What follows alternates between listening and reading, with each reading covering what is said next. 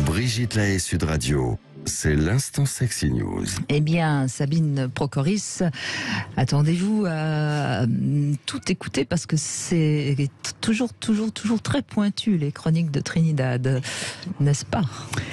Tout à fait, et justement aujourd'hui c'est une chronique hellénique.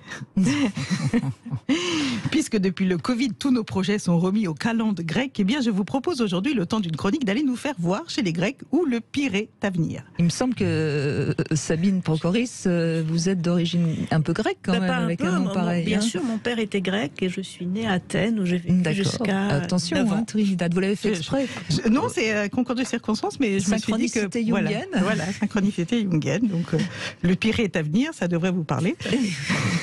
Ça on l'avait repéré quand même. Celle-là, si on ne connaît pas le port d'Athènes, on ne peut pas la comprendre, mais moi aussi, je suis comme ça, je balance mon port. Comme vous pouvez le constater, j'ai toujours le sens de l'houmous.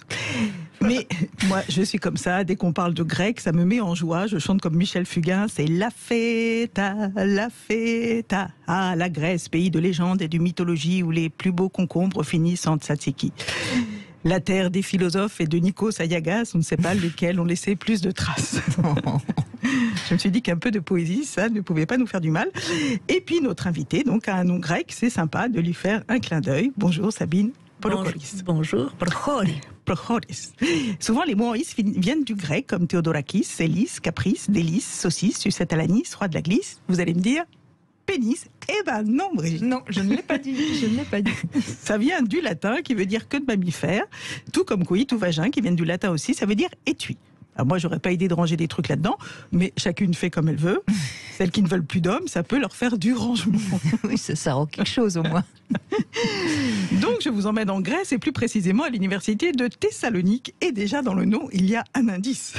Thessalonique. Et d'ailleurs, on pourrait l'écrire en 3 mots, Thessalonique.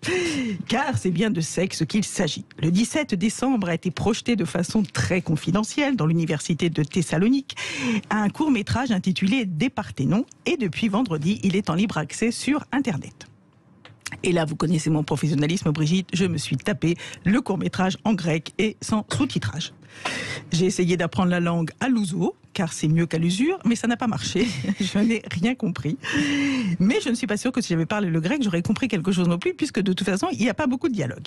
Ça ressemble à un travail de fin d'année d'étudiant. C'est filmé, je pense, avec un téléphone. Le premier plan dure 10 minutes et on voit uniquement les jambes de 2 personnes qui discutent devant une magnifique vue sur Athènes. Ensuite, on les voit fabriquer des masques sur une plage, pas des masques de Covid, des masques pour tout le visage, les peindre, puis ils dansent dans un couloir torse nu, les corps peints aussi. À un moment donné, ils sont 3 garçons et une fille, mais c'est 2 garçons qui disparaissent derrière la porte des toilettes.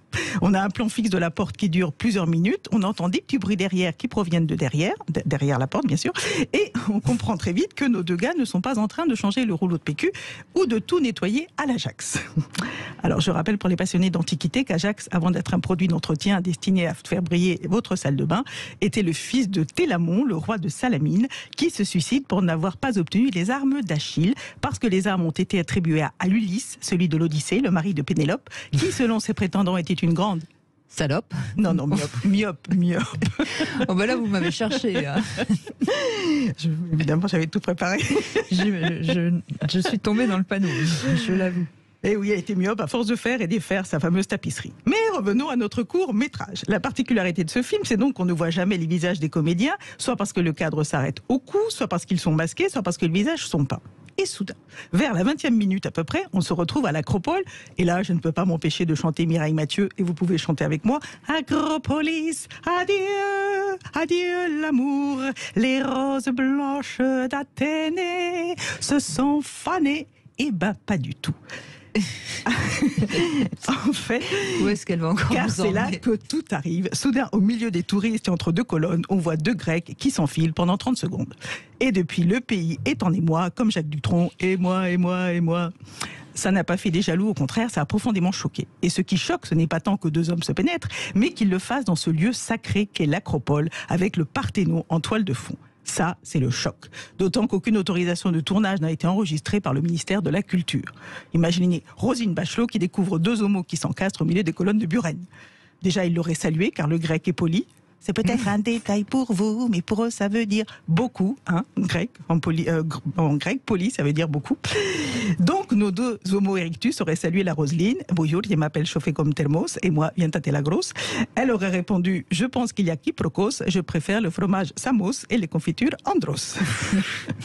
Ou au contraire, elle aurait peut-être dansé le sirtaki comme Zorba le grec. Je ramollis comme un clacos quand je vois mon Yurgos craquant comme un spéculos. Et là, vous pouvez faire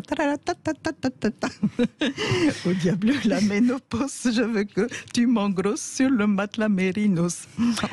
J'ai une amie grecque qui m'a dit un jour, peut-être que vous allez nous le confirmer, Sabine, que l'homme grec était soutenant. C'est peut-être pour ça que beaucoup... Bon, il est souvent soutenu par sa maman, plutôt. Ah, écoutez, c'est peut-être pour ça que certains s'appellent Georges, car ce sont de bons soutiens. Gorge. Georges. Dans mon pays, sans prétention, j'ai très bonne réputation. Surtout, je suis la femme hellénique. Elle aime bien quand j'ai la trique. D'ailleurs, j'ai cherché sur Internet l'étymologie de Georges. Ça vient du grec, ça veut dire labourer le sol. Eh ben, je peux vous dire qu'avec certains, on ferait bien le salon de l'agriculture. Mais je m'égare, revenons à notre court-métrage. L'Union des artistes a donc condamné cette scène de sodomie où franchement on voit plus les colonnes que les pénis, tandis que la ministre de la Culture vient d'ordonner une enquête administrative pour savoir comment un tel tournage a pu se faire en plein jour au nez des nombreux gardiens du rocher sacré, sans parler des dizaines de touristes que l'on entend parler, alors que les protagonistes protégés des regards par d'autres acteurs se font des gâteries. Pour leur défense, ils pourront toujours chanter comme Jodassin. Il m'a dit d'aller filmer là-haut sur la colline, de l'attendre avec un petit caviar d'aubergine. J'ai prié les dieux, Apollon, sa sœur Artémis, et puis j'ai eu envie de leur enfiler mon pénis. Voilà. Le problème, c'est qu'étant donné qu'ils n'ont aucune info sur la date de tournage, puisqu'ils n'ont pas demandé d'autorisation, l'enquête ne risque pas d'aboutir. En revanche, c'est l'université de Thessalonique qui risque de payer les pots cassés pour ne pas avoir censuré ce film. En tout cas, moi, ça m'a rappelé quand je passais mes vacances en Grèce en tunique, en un seul mot ou pas. Bref, je n'ai jamais compris pourquoi on avait abandonné les dieux grecs pour les religions monothéistes. On aurait pu au moins prendre Démis Roussos pour faire Jésus-Christ. Il y a un petit air de ressemblance quand même. Et si Jésus avait eu le physique de Démis Roussos, jamais il n'aurait tenu sur la croix et ça aurait changé la face du monde. Oh, Trinidad. Il faut oser. Hein. Elle est formidable. Oui, c'est une affaire d'État, j'imagine. Hein. Oui, là, c'est... Eux, ils étaient consentants. Hein. Oui, parce qu'en fait, on voit pas leur visage. On voit rien du tout, en fait. C'est juste, bon, et alors oui, bon. C'est quand même sacrilège, n'est-ce pas? Voilà. Bon. Écoutez, vous nous avez, comme d'habitude, bien fait sourire, Trinidad. On vous revoit sur scène bientôt? Demain. Demain, enfin, le week-end prochain, là, oui. Samedi, donc? Vendredi, samedi, dimanche, lundi, mardi. Toujours les Simones? Oui, toujours les Simones, puisqu'il n'y a que des cas contacts dans l'équipe. Donc, je reprends le flambeau. Le flambeau. Pendant ce temps, Simone Veil, toujours à la Comédie Bastille. Comédie Bastille. Eh bien, allez voir, si vous ne l'avez pas encore vu, ce spectacle, il est formidable. Et c'est un vrai spectacle qui parle justement de la condition des femmes. Exactement. Depuis la guerre 14 jusqu'à nos jours. Guerre 39-40, oui. 14, non? Non, 39-40. Écoutez, c'est pour les Japonais que je suis remontée jusqu'en 1910. Autant pour moi. Merci en tout cas, Trinidad.